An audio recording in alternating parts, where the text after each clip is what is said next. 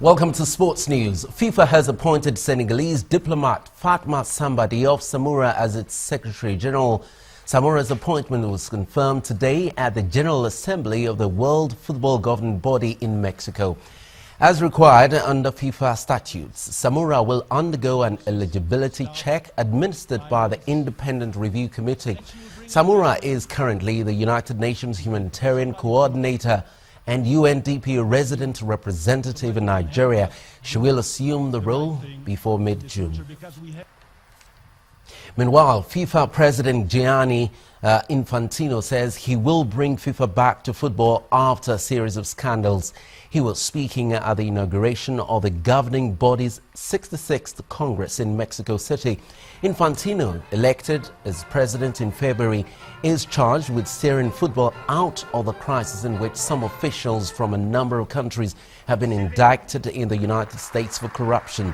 Seeking to overhaul FIFA's image, Infantino recruited legends of the sport such as Luis Figo, Jose Mourinho and Carlos Puyol. To set the scene, here is the scene. The legends have given so much, have received so much from football, and some of them, many of them actually, want to give something back to football.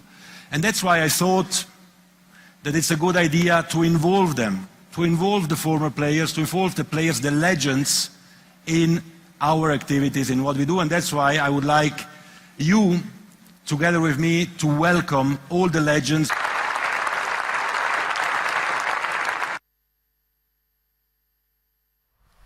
Meanwhile, world number one Novak Djokovic edged Rafael Nadal 7-5, 7-6 to advance to the semi-finals of the Rome Masters in their closest contest for almost 2 years. Djokovic rallied from a breakdown in both sets to thwart Nadal in 2 hours and 25 minutes. It marked the Serb's 7th straight win over Nadal and saw him improve to a 26-23 advantage in their ATP head-to-head series. He has now won 15 straight sets against Nadal since the Spaniard prevailed in the 2014 French Open final contest.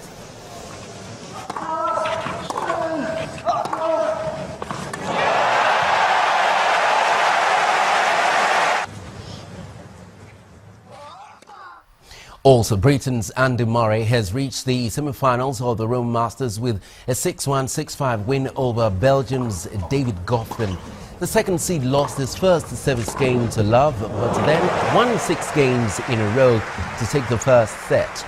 Goffin, who beat Thomas Berdych 6-love, 6-love on Thursday, challenged Murray in the second set, while the Scot battled through on a windy day in Rome. Murray will face Lucas Pouille in the last 4 after Frenchman's opponent Juan Monaco withdrew.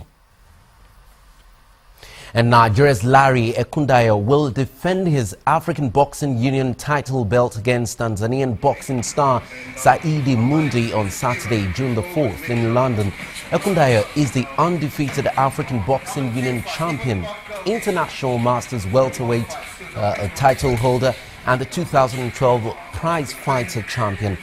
Tanzanian champion Mundi brings an impressive ring record of 14 wins and only 2 losses, meaning both athletes will be looking to get the best of each other on the night. A victory for Ekundayo will propel him up the world rankings ahead of a potential title defense in Nigeria on October the 1st. And the president of Nigeria Basketball Federation, Tijani Umar, has praised the First Bank and Dolphins for their spectacular performance in the final of the 2015-2016 National Women Basketball League. He said the display of both teams shows how the league has grown since its inception 12 years ago. The National League basketball season ended on Thursday with First Bank Basketball Club of Lagos dethroning defending champions Dolphins to win the league. And those are the major stories in the world of sports, so we head back to the main news with Ijoma Onyato.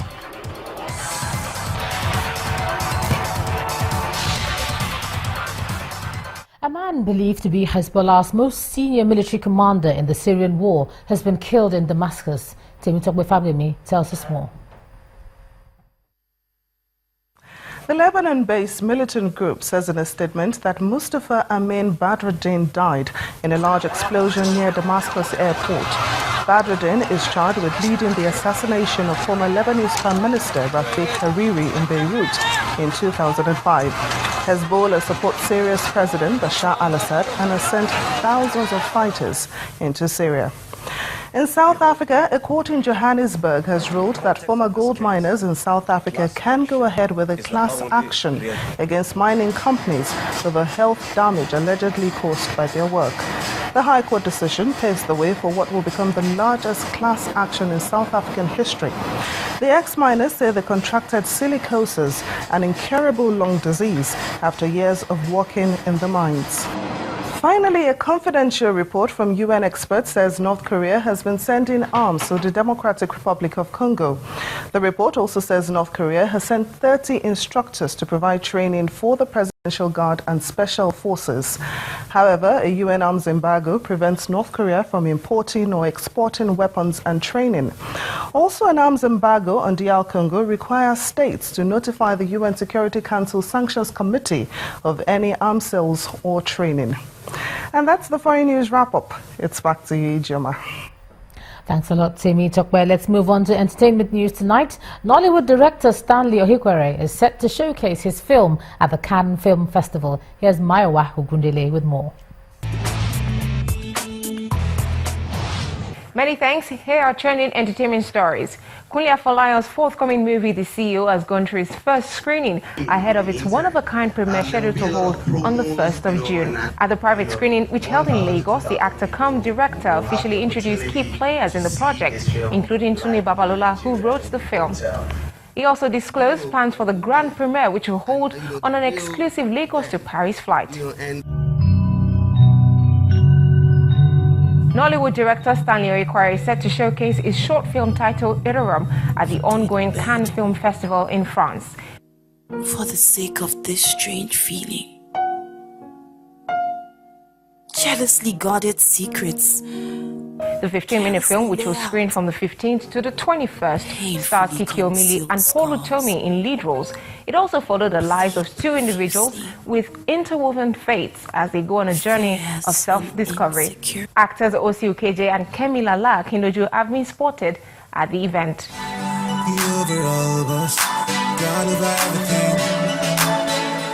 Nigerian gospel artist Frank Edwards has announced the upcoming release of his collaborative album with veteran gospel legend Don Moen titled Grace. Edwards shared the news via Instagram, revealing the project will be released soon.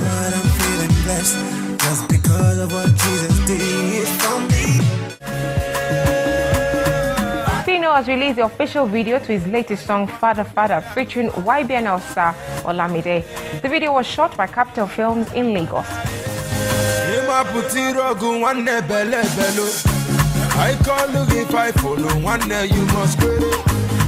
Dare's song Pray For Me featuring Soweto Gospel Choir now has powerful visuals backing it up.